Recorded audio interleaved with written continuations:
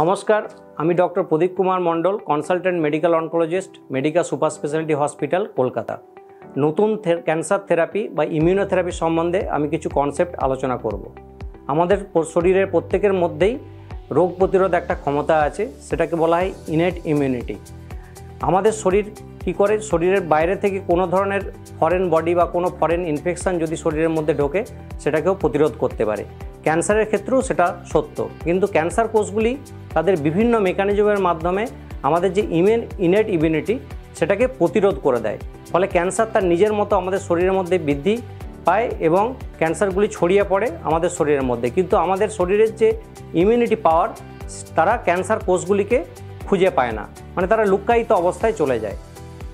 এই যে cancer immunotherapy, সেই ইমিউনোথেরাপি এক ধরনের ড্রাগ যেটা শরীরের মধ্যে প্রয়োগ করা হয়। তারা এই ইনেট ইমিউনিটিটাকে সাহায্য করে ক্যান্সার কোষগুলিকে খুঁজে বের করতে। ফলে ক্যান্সার কোষগুলি আর লুকিয়ে থাকতে পারে না, তারা আমাদের যে ইনেট ইমিউনিটি তার সামনে চলে আসে এবং ক্যান্সার কোষগুলিকে দ্রুত আমাদের শরীর তার ইমিউনিটির মাধ্যমে ধ্বংস করতে সক্ষম হয়।